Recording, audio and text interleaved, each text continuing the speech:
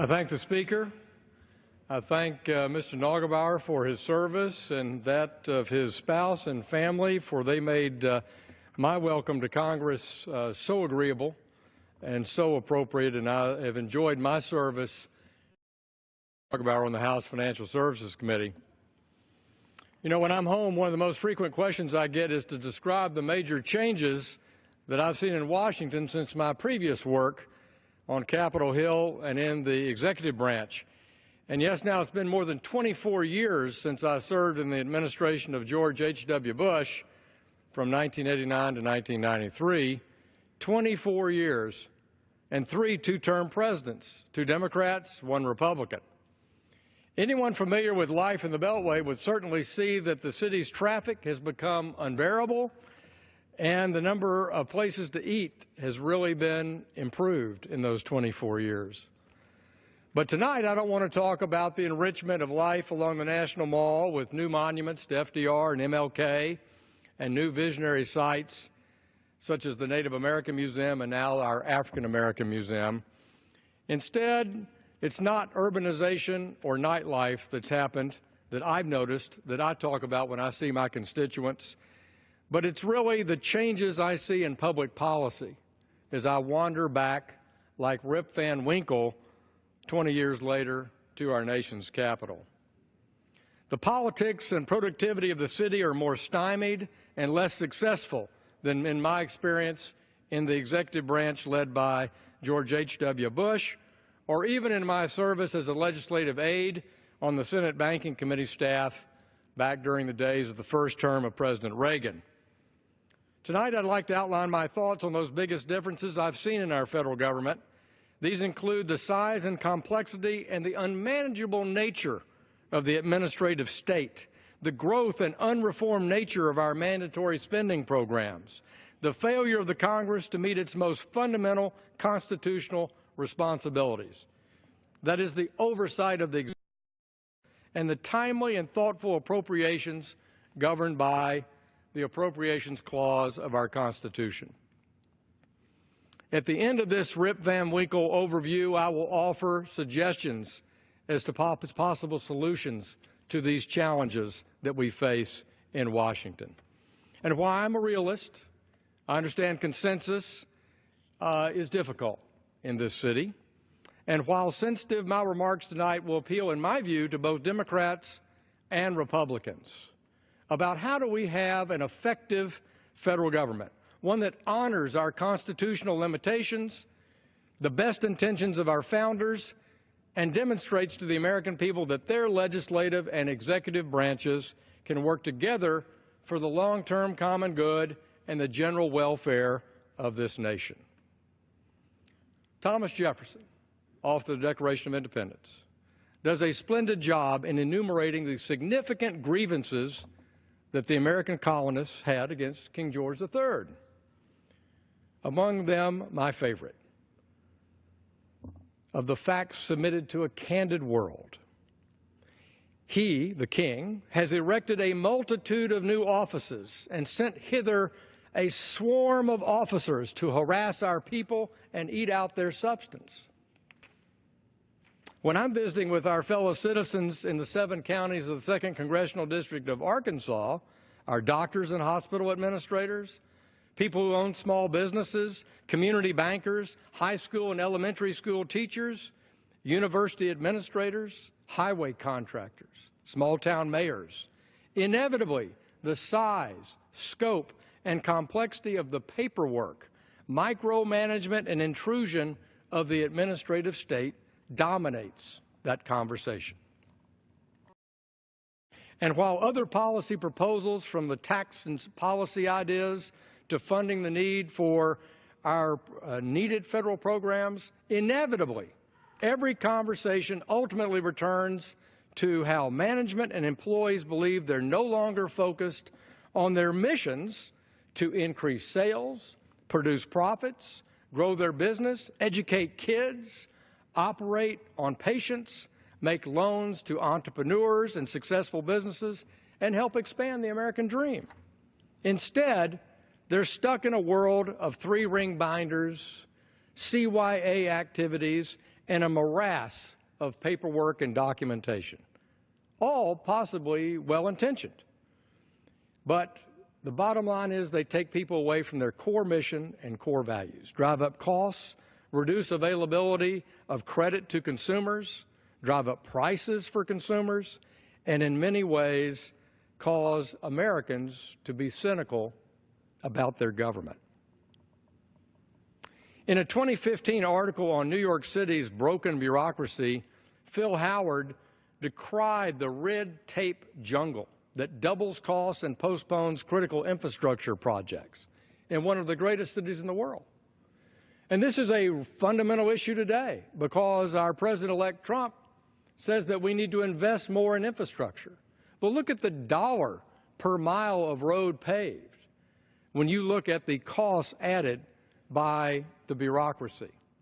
In 1931, the construction of the Empire State Building was completed in 410 days, 12 days ahead of schedule. Today, just raising the roadway of the Bayonne Bridge in New York, besides CERB requirements to survey a 2-mile radius of an existing bridge that touch no buildings, it required 47 permits from 19 different agencies and a 5,000-page federal environmental assessment and a city environmental review before a permit could even be issued. After 5 years, the project was sued for an inadequate environmental review. And now the $1.3 billion project is not to be expected to be completed until 2017. We're talking about years, decades, to raise the deck on the bridge that will increase traffic to New York Harbor that in no way endangers the environment or any other aspect. Peggy Noonan has said that Washington is turning America into the paperwork nation, adding odds with the American character. This is at odds with the American character of inventors, builders, innovators, pioneers. And so I have a message for our President-elect. When you're involved in partnering with us in draining the swamp, it's a worthy goal. How about draining America's inbox and just leave our American people alone to innovate, employ people, and help grow this economy? This is why the founders struggled so mightily over the proper role of the federal versus state prerogatives in designing our Constitution. It's the core of why they settled upon the enumerated powers in our Constitution and left those other powers not so designated to the federal government to our states or entrusted to the people. But over recent years, the administrative state has eroded that trust the people have to make their own good choices. It's critical that we restore this trust and allow our local and state governments to tackle economic challenges with our people, close to the problems, and create a common sense approach. So your old friend Rip Van Winkle here tonight has returned to the banks of the Potomac to see a great Leviathan draped across the landscape.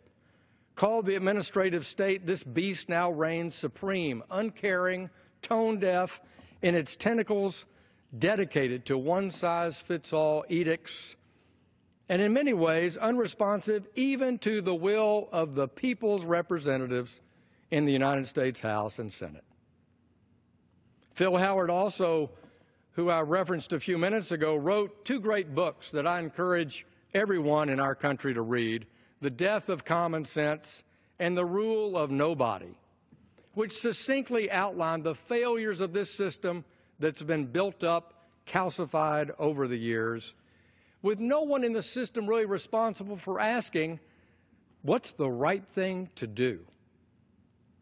And ultimately, then, no one is responsible for these failures of the administrative state. Instead, administrative officials have come to Capitol Hill and rarely offer testimony of value that adds to the debate, that informs the decision-making. A typical example can be seen in the 6 years in review of critique of the post-recession banking measure called the Dodd-Frank Act. Former Financial Services Committee Chair here in the House, Barney Frank, and author of this bill, principal architect, that many things in this final act weren't right and required modifications. But a standard response from the Obama administration's financial officials at the Comptroller of the Currency, the FDIC or the Federal Reserve, or even the SEC, our Securities Commission, can be paraphrased simply as, pass the law, we're implementing the law. Period. Full stop. That's not the right answer, nor is it the right question. Standing for orthodoxy instead of what will benefit the American people, that should be their obligation, to help Congress design policies that help the American dream flourish. Jefferson, envisioning our nation divided into states, counties, and townships, said, "It's not by the consolidation or concentration of powers, but by their distribution that good is effected." Or Abraham Lincoln reminded our citizens that the legitimate object of government is to do for a community of people whatever they need to have done but cannot do at all. And I place emphasis on the nature of community of people, whereby we buy into this long-standing philosophical position of subsidiarity, whereby solutions to problems or challenges are best decided and left to the community, and that, if necessary, the government closest to the people band together with families and local associations to take action, not punt every decision to the federal government. At one time, such dedication to self-reliance and common sense were lauded as virtues, essential to the character of our nation and of our people. Edmund Burke referred to the middling associations for doing good in England, and Alex de Tocqueville spoke reverently of Americans' insatiable ability to problem solve through the formation of associations of all kinds, that Americans were always finding themselves producing an association to build inns, to raise churches, to distribute books, to send out, to help create hospitals, prisons, and schools, all local communities coming together to do these things for themselves. In my first 2 years in Congress, I've witnessed firsthand the overwhelming size of the administrative state when compared to my earlier service on Capitol Hill and in President Bush 41's White House. First, let's consider the sheer volume of rules that have been issued, estimated to cost our economy $100 million or more in net cost. Just under President Obama, we have witnessed over 600 rulemakings that exceed $100 million in threshold. Some, like the Clean Power Plan, many, many times that amount. In fact, the Office of Management and Budget, as of November 15th, just a few days ago, noted there were 98 more midnight rules of the Obama administration, 17 of those hitting the $100 million mark of cost to our economy.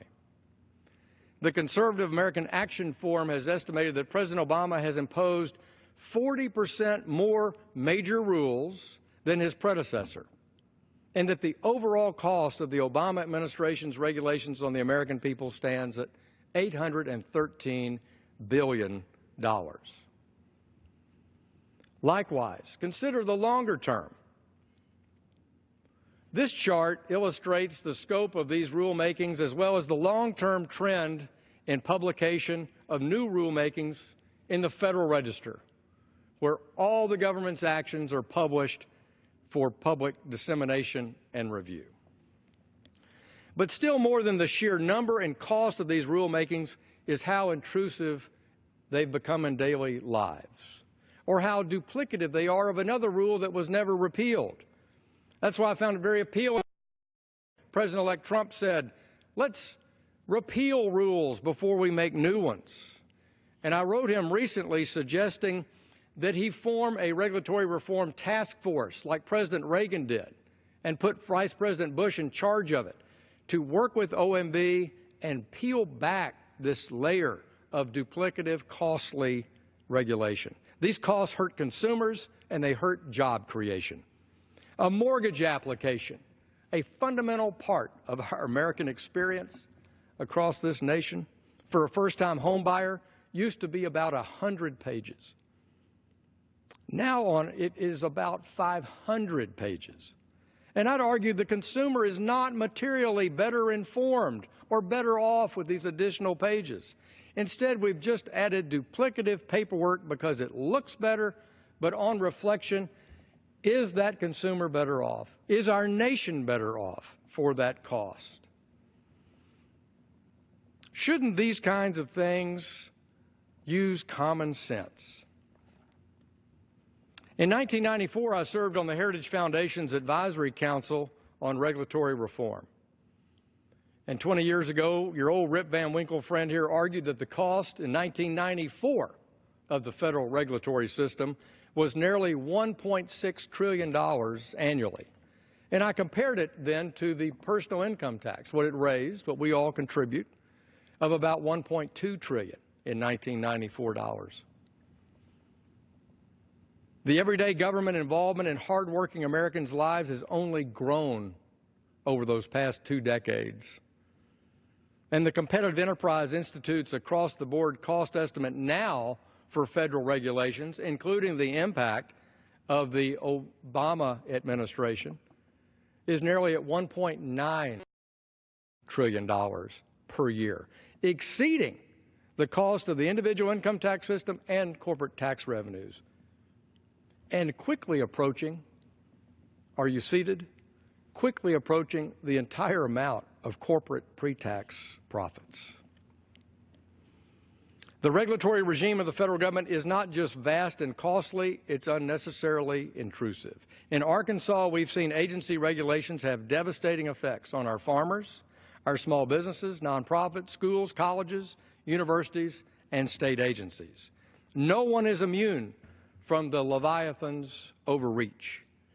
Also, in recent years, one has noted the expansion of the executive branch authority by increasing staff at the White House that is not subject to the confirmation of the United States Senate.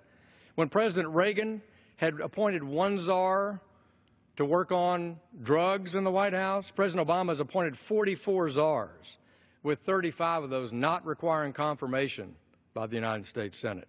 And by using executive orders or executive memoranda to carry out policies that exceed existing statutory authority and properly belong to the first branch of government, the legislative branch, here President Obama has hit new heights in what historian Arthur Schlesinger termed the imperial presidency. It's critical to note that it's not the numbers of executive orders that are meaningful as to the directives themselves and how far-reaching they are vis-a-vis that proper statutory authority. For example, if one utilizes data from the American Presidency Project and compares Reagan, Clinton, and Bush 43 with President Obama, all two-term presidents, one finds Reagan issued 381 executive orders, Mr. Clinton 364 executive orders, President Bush 43, 291, and President Obama at apparently in line 260. But that's not the end of the story. President Obama has utilized a new measure that dodges publicity, transparency, and the statistics of the American Presidency Project, the Presidential Memorandum. By the end of 2015, this most imperial of presidents had issued 219 memorandum, and these are just the ones that have been published in the Federal Register. The White House memorandum tally at the end of 2015 was 476 for a total of more than 600 executive orders and presidential directives. It can certainly be argued that Obama's executive action has far exceeded the scope and breadth of previous administrations. Even the Washington Post editorial board noted that the president's executive action on immigration in 2014 had no precedent and flew in the face of congressional intent. Indeed.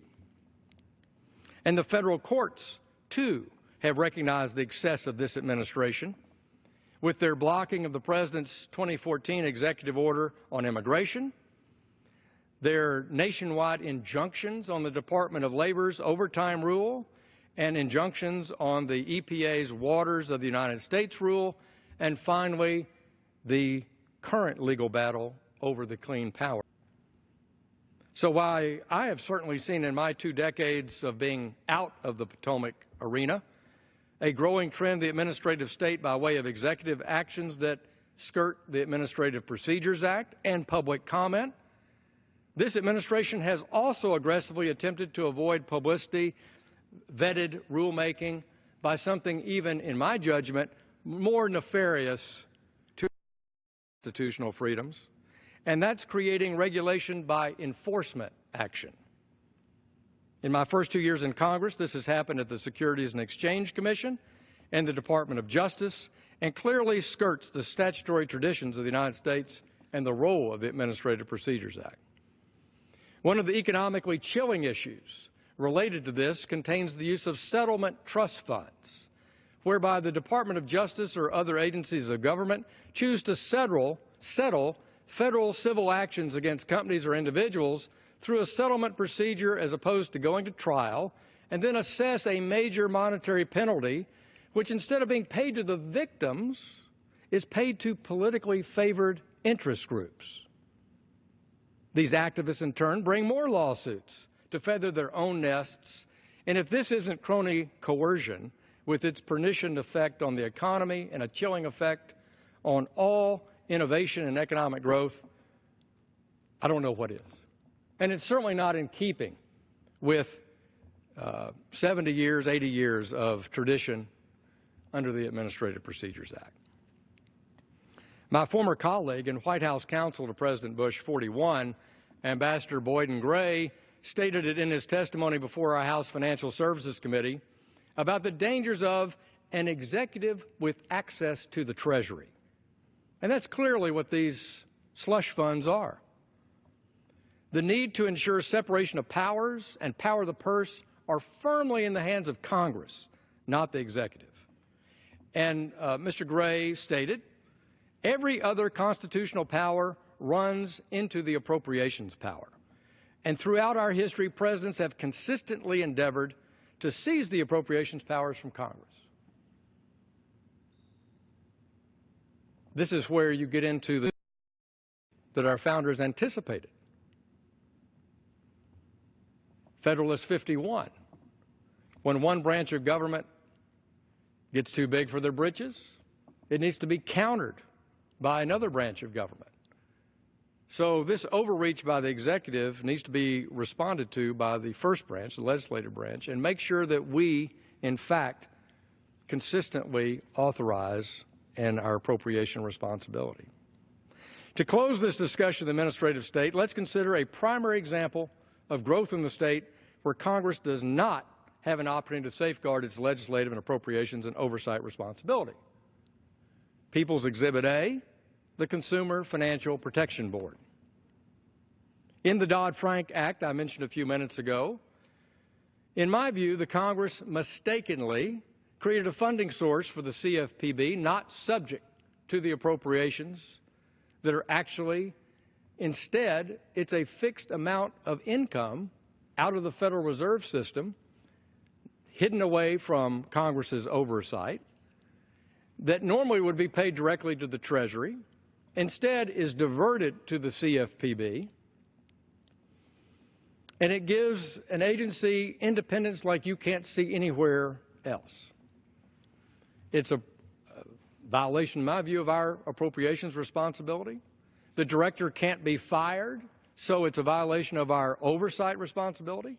But I was pleased this October that the Court of Appeals for the District of Columbia unanimously ruled in the PHH mortgage case that the CFPB's sole director position possesses unchecked, quote, unilateral power. And it calls the director, quote, the single most powerful official in the entire United States government, close quote. Sorry, what? The single most powerful official in the United States government. Gosh, I thought that was the president, the Speaker of the House. No. It's a guy at the CFPB. And that, in fact, they acted in an unconstitutional manner. So I'm with the District of Columbia Court. And I have no doubt that the pending case, State National Bank of Big Spring, Texas, challenging the CFPB's unconstitutionality, will be noted as well. So, Mr. Speaker, these are some of my observations about the growth of the administrative state. And I have no doubt that when I come back to this floor, I'll continue this discussion and offer solutions about what we need to do in Congress, in the legislative branch, and in the executive branch to make sure that we are upholding our obligation to our voters, our citizens, the people who've elected us, who've sent us here to represent their interest, hardworking people like Randy Neugebauer that we lauded a few minutes ago for his extraordinary service to the 19th District of Texas, because our administrative state is unmanageable and it deserves to be reined in. And as a freshman, soon to be a sophomore, a second-term member of this body, I'm going to fight for those changes that return the power to the People's House and the People's Senate as it relates to oversight of the executive and the appropriations.